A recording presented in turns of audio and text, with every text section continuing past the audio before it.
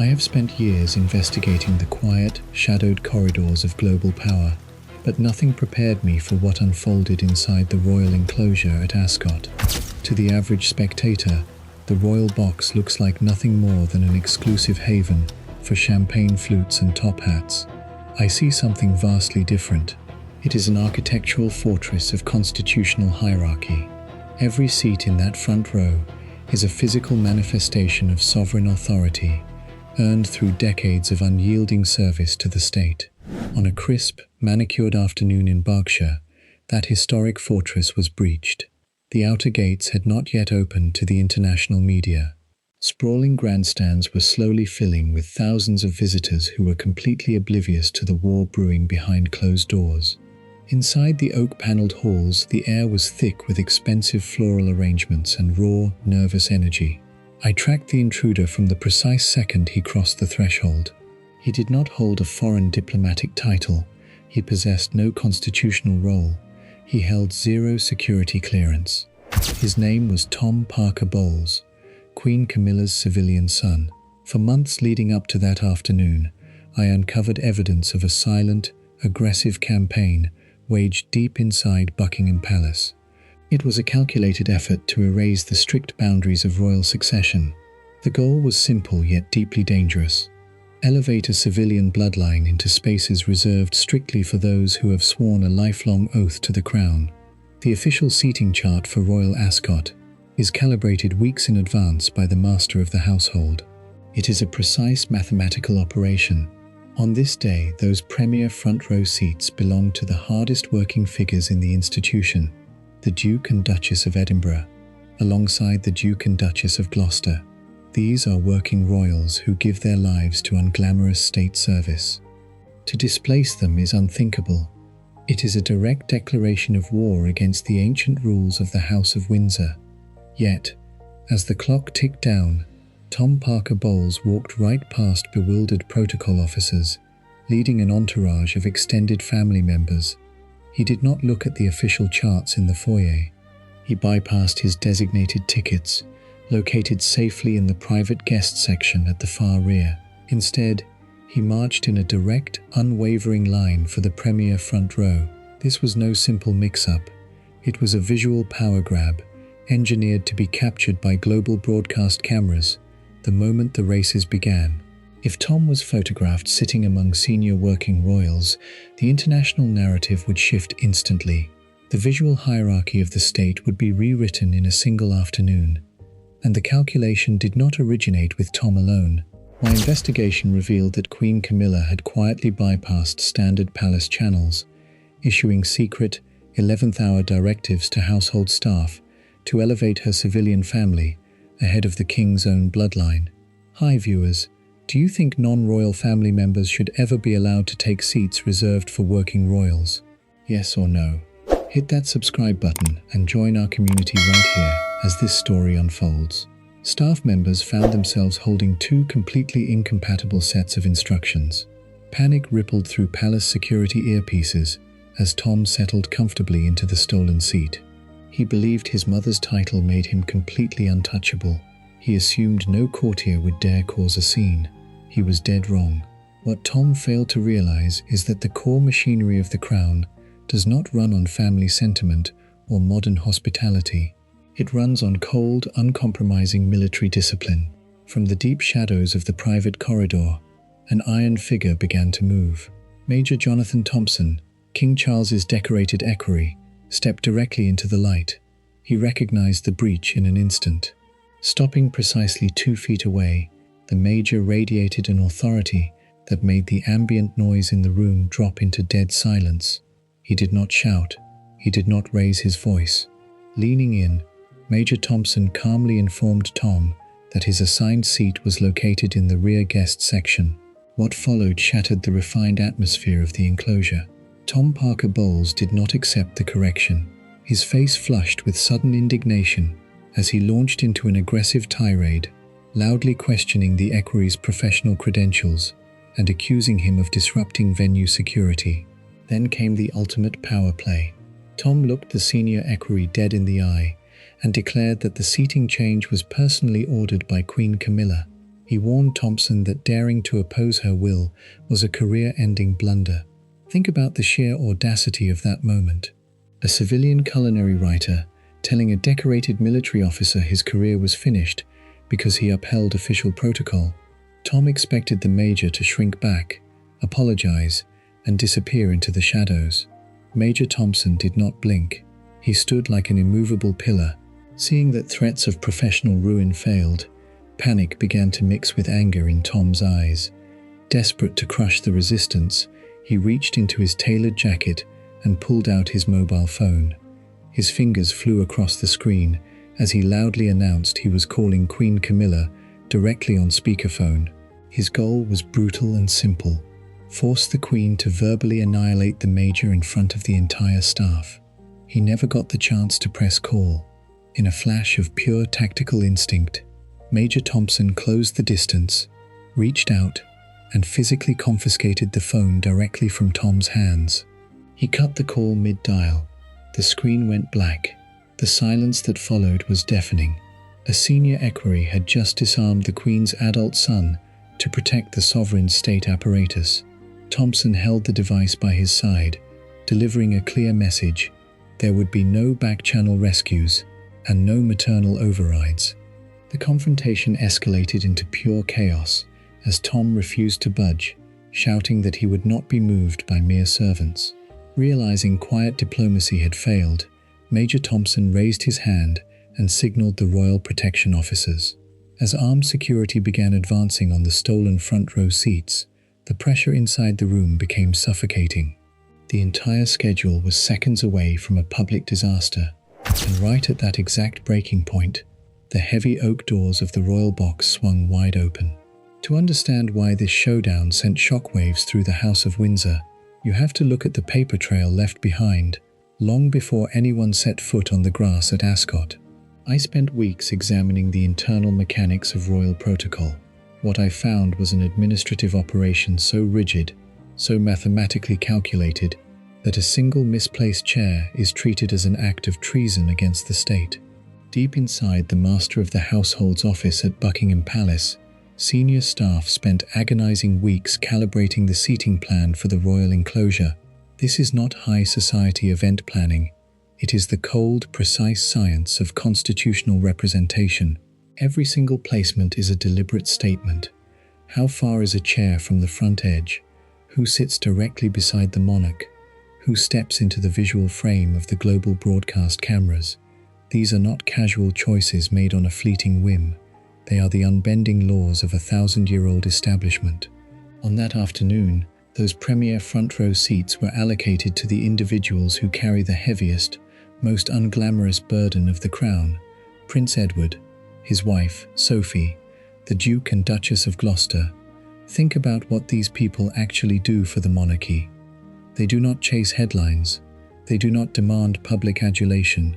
For decades, they have given up their private lives to fulfill hundreds of grueling, quiet engagements in the rain, away from the spotlight, without a single word of complaint.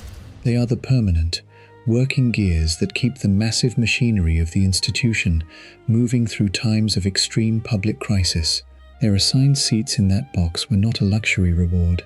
They were a direct visual reflection of a lifetime of sacrifice to the nation. To displace them was unthinkable. To physically step into their assigned chairs was a direct declaration of war against the unspoken laws of the House of Windsor. So how did a civilian manage to walk straight through security and sit down in those exact seats? The answer lies in a quiet, deeply calculated campaign, engineered far away from the public eye. During my investigation into palace records, a disturbing pattern began to emerge. It was a strategy built on timing, stealth, and human weakness. For months prior to Ascot, King Charles had been battling severe, draining medical treatments. His energy was compromised. His focus was consumed by his personal fight for health and the heavy demands of state papers. He was vulnerable. And inside that environment of profound physical vulnerability, another power dynamic began to shift. Queen Camilla's private office began operating entirely in the shadows. Bypassing standard administrative channels, her aides quietly issued secret, back-channel directives to lower-level household staff. These were not formal requests submitted for official review. They were whispered orders delivered at the 11th hour. The objective was clear: elevate the Queen's civilian children into core symbolic spaces reserved exclusively for the royal bloodline. It was the creeping normalization of a civilian dynasty. On paper, her team framed this move under the soft, untouchable banner of modern family warmth. They argued that an ailing sovereign needed his extended, blended family close by his side during public appearances.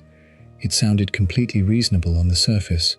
Who would dare question a wife organizing comfort for her sick husband? It was perfect emotional camouflage.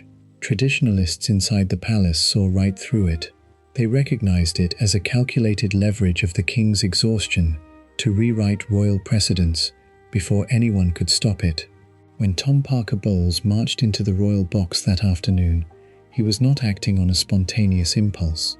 He was executing the final phase of his mother's administrative maneuver. The immediate result inside the foyer was total paralysis. I spoke with sources close to the event staff, who described a chilling scene. Courtiers stood frozen at their stations, holding two completely conflicting sets of papers. In one hand was the sovereign-approved seating chart, legally sanctioned weeks earlier. In the other was the Queen's last-minute directive demanding front-row placement for her non-royal family. Which authority were they supposed to obey?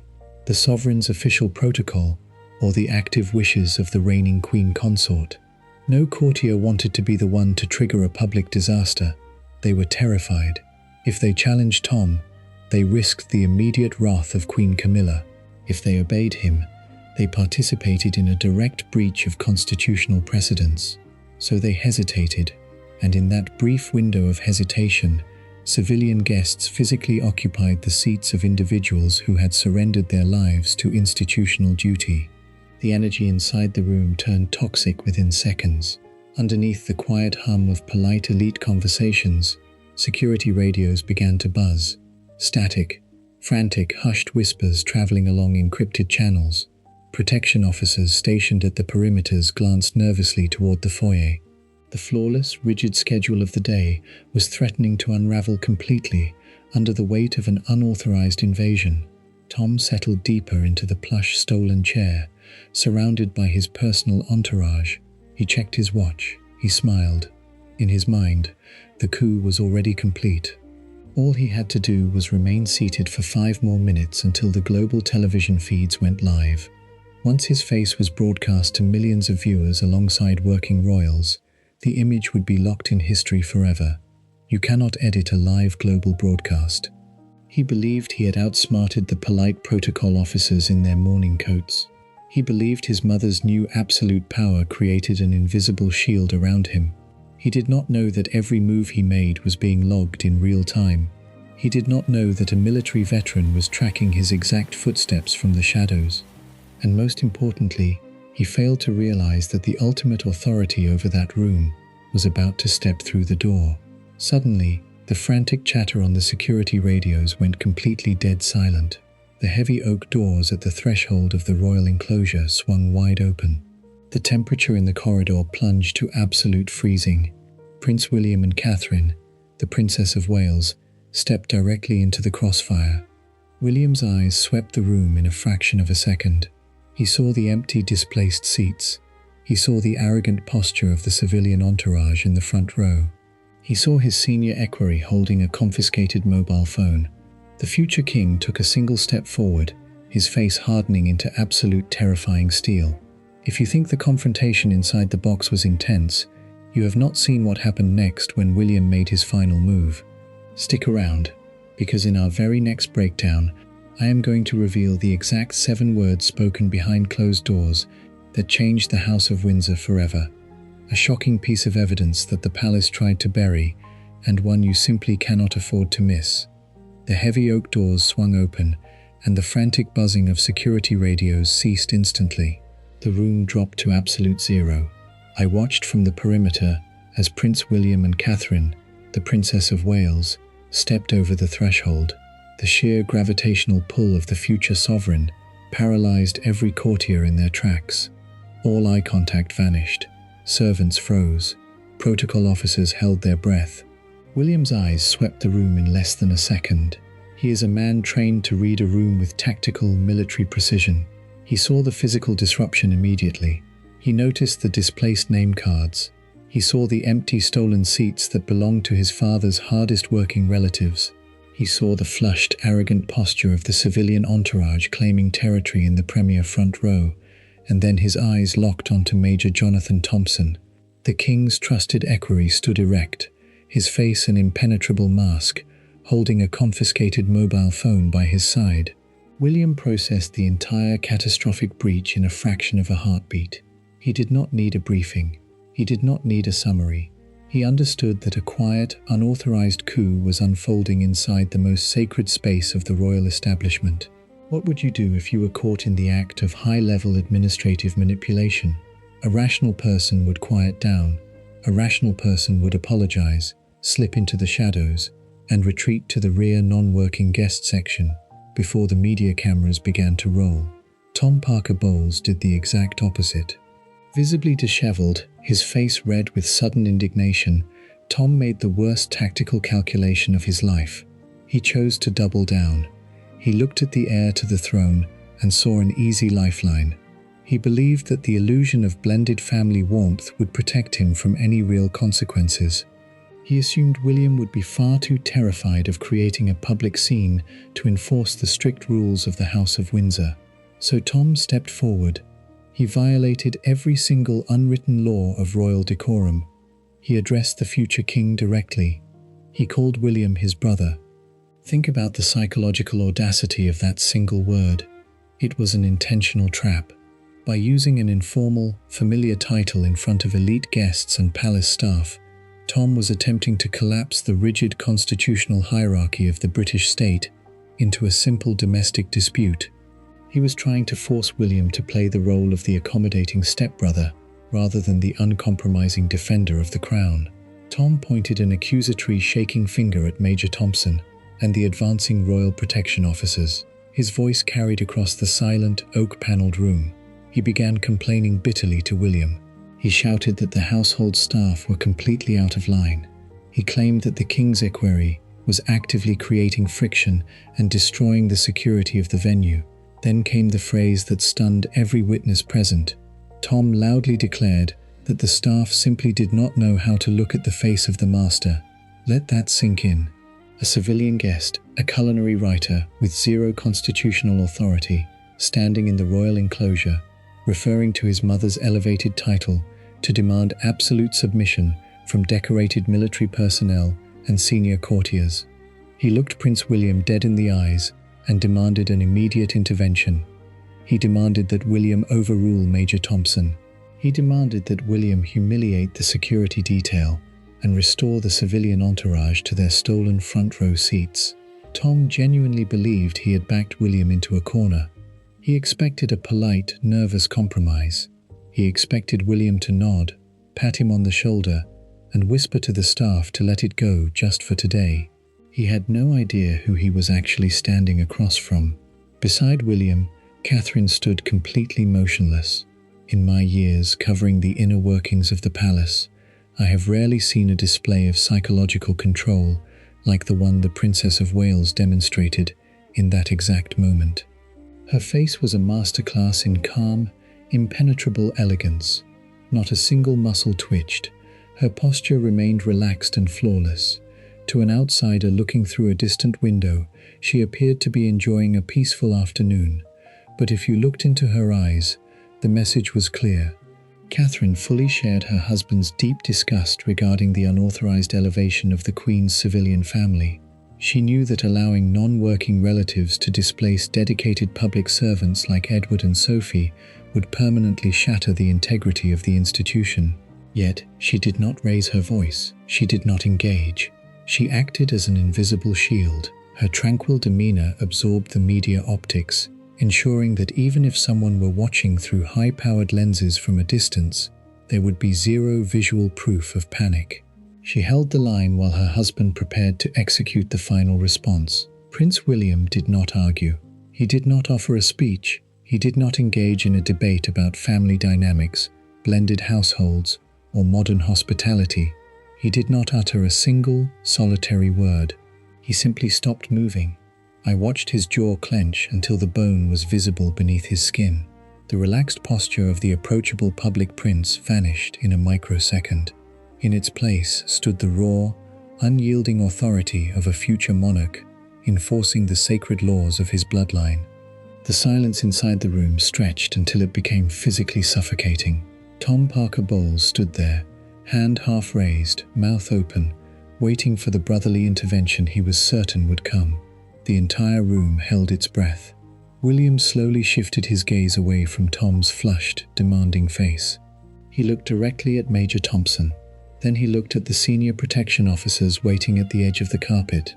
There was no hesitation in his eyes, no internal debate, no fear of consequences or maternal backlash. He raised his head slightly. He gave a single, imperceptible nod. That was it. One nod. No words, no negotiation. That single movement was the command the security team had been waiting for. What happened next was a brutal shock to the entire Parker Bowles faction. A physical extraction that the palace tried desperately to keep off the front pages. In our very next video, I'm going to show you the exact moment security laid hands on the Queen's son, dragging him into the rear corridors, and the explosive revenge Queen Camilla tried to pull off live on national television. You cannot afford to miss a single second of what comes next. One nod. That was all it took. The royal protection officers did not hesitate. They did not politely request compliance, nor did they offer Tom Parker Bowles a chance to collect his dignity. In a matter of seconds, two large, stone-faced security operatives stepped forward and firmly gripped the civilian son of the Queen Consort by his arms. The physical touch was absolute. Tom gasped, his face flushing crimson as he was physically hauled backward out of the stolen premier seat. He tried to jerk away, but the grip of trained state security is unyielding. He was bodily pulled through the oak-paneled doorway, past rows of frozen, terrified courtiers who stared at the carpet in absolute horror-stricken silence. He was not treated like a VIP guest attending a prestigious sporting event. He was handled like an active intruder who had breached a military compound. They dragged him into the dim, quiet service corridors at the rear of the enclosure, completely isolating him from the central stage. Think about how close this came to total institutional destruction. Outside, on the manicured lawns, hundreds of international photojournalists were raising their long-range telephoto lenses toward the front row of the royal box. The global broadcast feed was scheduled to go live in less than 30 seconds. Had Major Thompson and Prince William delayed their intervention by even half a minute, the defining photograph of the decade would have been Queen Camilla's civilian son being physically thrown out of Ascot on live television. The physical crisis in the box was contained by a hair's breadth. The seats were immediately reclaimed and sanitized. The visual hierarchy of the British state was violently preserved. But behind closed doors, the real war was just beginning. Deep within the private holding suites of the complex, sitting in a sanctuary of silence and expensive floral displays, Queen Camilla waited. She was anticipating a triumph. She expected to hear that her back-channel orders had been carried out and that her bloodline was comfortably seated at the absolute center of royal authority. Then, the messenger crossed the threshold. I tracked the internal palace communications that followed, and the account of that moment is chilling. The staff member did not simply deliver a report, he delivered a nuclear detonation. He detailed the entire sequence of events, the confiscated mobile phone, the physical extraction, the dragged removal through the rear corridors, and most devastatingly of all, the single silent nod from Prince William that ordered the entire takedown. The reaction was immediate. It was not sorrow. It was not embarrassment. It was white-hot, unadulterated rage. Behind those locked doors, the atmosphere turned toxic within seconds. Queen Camilla and her inner circle of advisors paced the room, vehemently attacking the actions of the heir to the throne. They branded Prince William and Major Thompson as cold, dangerously rigid, and deliberately cruel. From Camilla's perspective, her actions were completely justified. She saw bringing her children into the visual core of the monarchy as a vital act of family unity during a period of extreme vulnerability. King Charles was undergoing intense, grueling medical treatments. In her mind, an ailing king needed a warm, supportive blended family, surrounded by the cameras. It was a powerful emotional shield. Her office drafted an immediate, uncompromising ultimatum. They dispatched a messenger down the hallway with a direct demand. Prince William must issue a formal, written apology to the Queen Consort, and Major Thompson must be severely disciplined and removed from state duties. The demand arrived at William's camp like a declaration of open war. How did the future king respond? Silence. Cold. Impenetrable. Absolute silence. There was no written reply. There was no phone call. There was no room for negotiation. William simply refused to acknowledge the ultimatum, signaling that he would not yield a single inch of ground on matters of constitutional integrity. Realizing that her authority had been completely stripped, Queen Camilla made an unprecedented move. She walked out.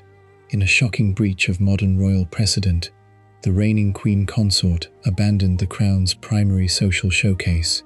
She did not wait for the scheduled motorcade. She did not smile for the public.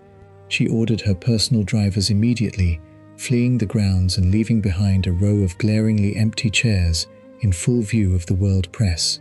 It was a public declaration of non-cooperation against the future king. As rumors began to swirl across the manicured lawns regarding the sudden departure of the Queen, Catherine stepped into the spotlight, using her radiant composure to absorb the media's curiosity and protect the crown from public humiliation. While Catherine held the line in public, an unstoppable force was moving behind the scenes to handle the internal war. Princess Anne entered the building.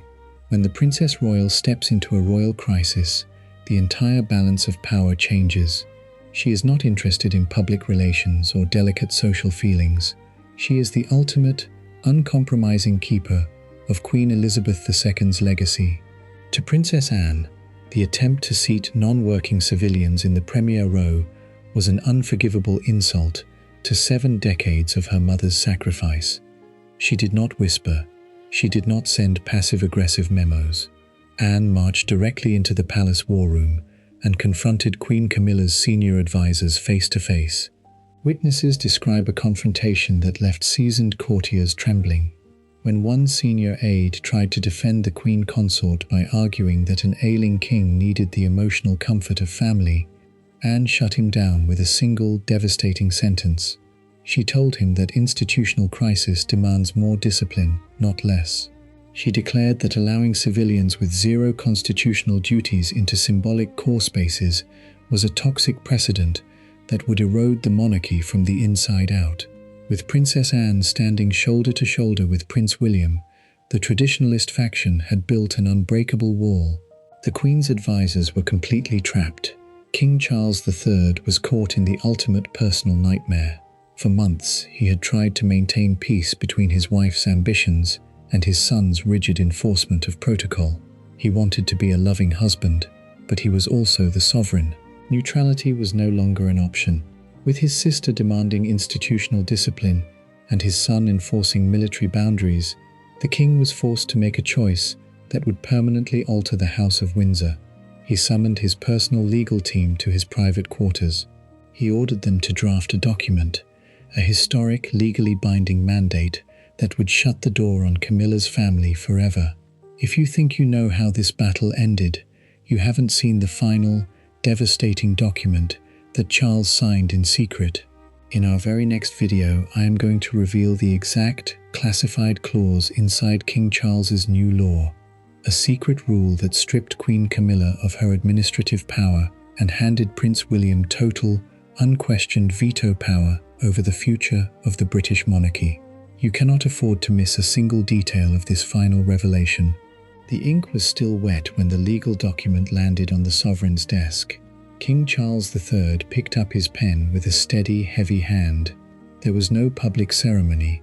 No official press release was issued to the global news networks. Just a quiet, binding shift in the administrative laws governing the House of Windsor. My deep dive investigation into the aftermath of Ascot revealed the precise language of what inner palace circles now refer to as the slimmed-down mandate. It was not a polite request.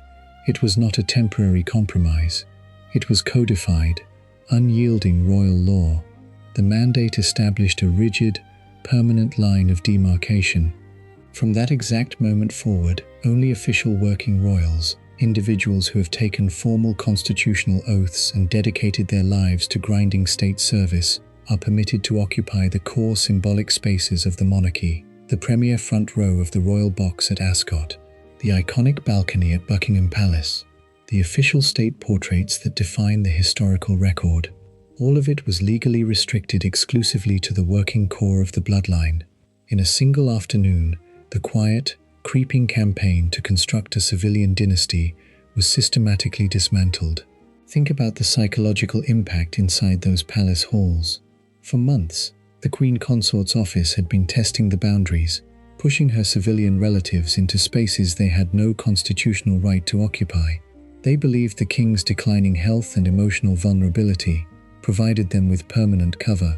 They assumed no one inside the institution had the courage or the leverage to stop them. They were wrong, and the king did not stop at seating arrangements. My investigation uncovered specific, targeted punitive measures directed straight at Tom Parker Bowles. For over a year, Tom had used his maternal connections to elevate his public standing. He appeared regularly on national broadcast shows, dropping intimate updates about the king's medical progress and giving commentary on private palace logistics. He was positioning himself as an unauthorized, elite insider speaking for the crown. The new royal order severed that lifeline completely. King Charles signed off on an absolute, non-negotiable media restriction. Tom was explicitly forbidden from discussing any aspect of royal health, institutional policy, or palace security on any media platform. If he dared to open his mouth on air, the Palace Communications Office was legally instructed to issue an immediate, public disavowal. His perceived status as a royal spokesperson was crushed in a matter of seconds. He was pushed out of the inner circle and cast back into the civilian shadows where he belonged. Yet, the true bombshell of this investigation was not the gag order. It was not even the physical eviction from the royal box. Who really holds the absolute power inside the House of Windsor today? Look closely at the hidden clause embedded at the very bottom of that executive decree. To ensure that an unauthorized infiltration could never happen again, King Charles instituted a mandatory new review process for all future royal guest lists. He decreed that the office of the Queen Consort must submit every proposed invitation for non-royal family members to a higher authority for final verification and approval, and that final absolute sovereign veto power was handed directly to Prince William. Pause and consider the structural weight of that revelation. The king did not keep the veto authority inside his own private office. He passed the keys to the kingdom directly into the hands of the heir to the throne. Every invitation list drafted by Queen Camilla's aides must now cross Prince William's desk before a single card can be printed. One line from his pen, and any name is instantly eliminated without appeal. But it was a total, decisive victory for the Prince of Wales and Princess Anne. The constitutional boundary was restored, the bloodline of duty was protected, and the message sent to the entire establishment was crystal clear. Temporary title power will never override the unyielding laws of the state.